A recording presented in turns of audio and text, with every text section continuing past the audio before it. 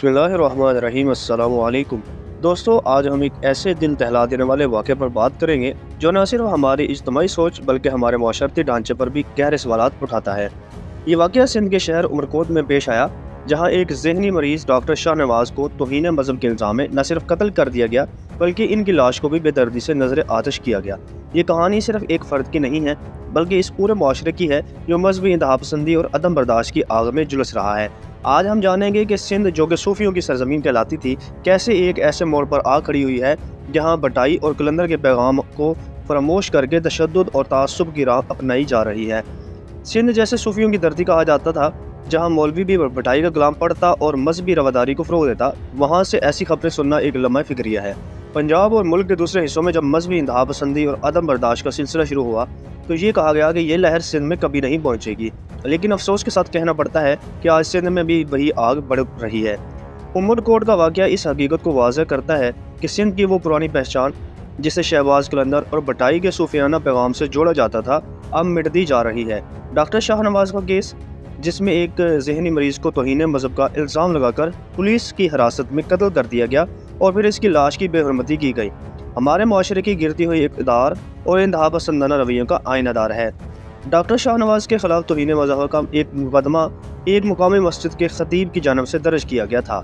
ये इल्ज़ाम लगाया गया था कि उन्होंने सोशल मीडिया पर पैगम्बर इस्लाम के बारे में नाज़ेबा ज़ुबान इस्तेमाल की है।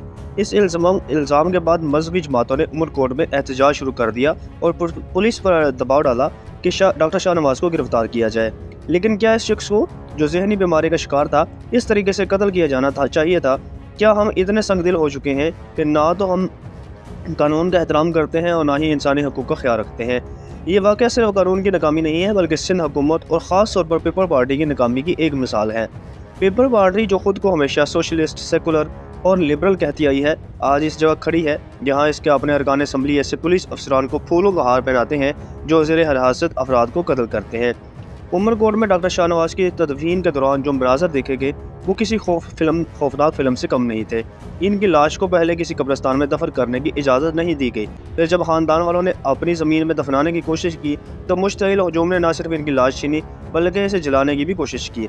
इनके रिश्तेदारों ने बताया कि किस तरह ख़वातीन नंगे पाँव नंगे सार इनकी लाशों को बचाने की कोशिश में सहरा में भागती रही। ये वाक़या सिर्फ एक डॉक्टर की कहानी नहीं बल्कि ये पूरी सोच की अक्कासी करता है जो हमारे माशरे में पनप रही है। ये सोच हमें एक दूसरे से दूर कर रही है, हमें खौफज़दा कर रही है और हमें वो इंसानियत बुला रही है जिसका पैगाम हमारे सूफियों ने दिया था। सिंध, जो कभी सूफियाना रवायात की पहचान था, आज इस मुकाम पर पहुंच चुका है कि वहां पर घर से भुट्टो निकलने की बजाय मुमताज़ कादरी निकल रहा है। इस सूरत हाल में सबसे ज़्यादा जिम्मेदारी पीपल पार्टी पर आयद होती है, जिसने बरसों से सिंध पर हुकूमत की है लेकिन इंतहा पसंदी की इस नासूर को रोकने में नाकाम रही है। दोस्तों, ये वाक़या हमें बहुत कुछ सोचने पर मजबूर करता है।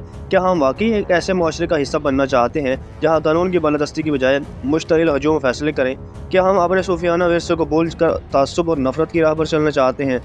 वक्त आ गया है कि हम खुद एहतसाबी करें और ये सोचें कि हाँ, हम कहाँ जा रहे हैं। हमें दोबारा से बटाई, कलंदर और सरमस्त के पैगाम को अपनाना होगा ताकि हम इस माशरे को इंतहा पसंदी और अदम बर्दाश्त की आग से बचा सकें। अगर आपको हमारी वीडियो पसंद आई है तो वीडियो को लाइक करें और चैनल को लाजमी सब्सक्राइब करें। शुक्रिया।